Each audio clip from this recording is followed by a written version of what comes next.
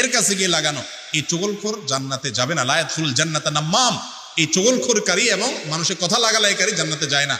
মহিলাদের মধ্যে এই গুণ বেশি থাকলেও, বেশি আছে কিনা জানি না, হয়তো গ্রামাঞ্চলে একটু বেশি, কাজকাম কম থাকে।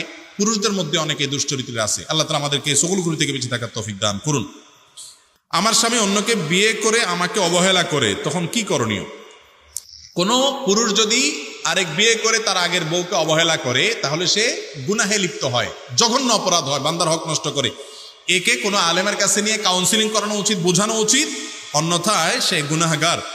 আমার শ্বশুর বাড়িতে পুকুর থেকে নামাজের ওযু করে আসতে হয়, আসার সময় উঠানে পুরুষ মানুষ থাকে, এখন কি করা, ওযু থাকবে কিনা? কোনো মহিলা যদি এরকম হয় যে ওযু করে আসার পরে কোনো পরপুরুষের সাথে দেখা হয়ে যায়, ওযু ভাঙবে না, কিন্তু দেখা হলে তিনি মাথার কাপড় টেনে দিয়ে, ঘোমটা দিয়ে পর্দা করার চেষ্টা করবেন, এইটুকু শুধুমাত্র। স্বামী যদি তার স্ত্রীকে স্ত্রীর বাবা মায়ের সাথে খারাপ আচরণ করতে বাধ্য করে, তাহলে ওই স্ত্রীর করণীয় কি? না, অনেক অমানুষ স্বামী আছে, বলে না তুমি বাবার বাড়িতে যাবা না, ভাইয়ের সাথে সম্পর্ক রাখবা না, বোনের সাথে সম্পর্ক রাখবা না। এটার কোনো রাইট স্বামীর নেই। আপনি আপনার স্ত্রীকে কোনো অন্যায় কাজ করার কথা বলতে পারেন না। আত্মীয় স্বজনের সম্পর্ক রক্ষা করা ফরজ না সুন্নত? ফরজ। আর আত্মীয় স্বজনের সাথে সম্পর্ক ছিন্ন করাটা কি? হারাম। কোনো স্ত্রী তার স্বামীকে বা কোনো স্বামী তার স্ত্রীকে তার পরিবারের সাথে সম্পর্ক ছিন্ন করতে বললে সেটা অন্যায় কথা, সে অন্যায় কথা শোনা যাবে না। যদি কোনো মা বোন এরকম বিপদে পড়েন যে স্বামী অমানুষ, তার কথা না শুনলে আপনার উপর জুলুম করবে, তাহলে তার সামনে উপর দিয়ে দেখান যে কোনো সম্পর্ক নাই, মিথ্যা বলেন না, তলে তলে আপনি সম্পর্ক রাখার চেষ্টা করবেন। এরপর প্রশ্ন হলো, আমার স্বামী দ্বিতীয় বিয়ে করেছে, আমাকে রেখে সে নামাজ পড়ে না, রোজা রাখে না।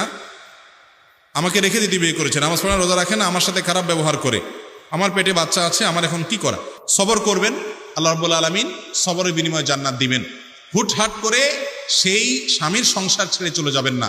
ছেড়ে চলে যেতে হলে যদি সে অমানুষ হয়, বিকল্প ভালো পথ খোলা থাকে, মুরব্বীদের সাথে পরামর্শ করবেন, বিচক্ষণদের সাথে পরামর্শ করবেন, তারপর ডিসিশন নেবেন যে আপনি চলে যাবেন কিনা। যাওয়ার ক্ষেত্রে আবার শরঈ তালাক কিভাবে নেবেন সেগুলো জেনে তারপর যাবেন।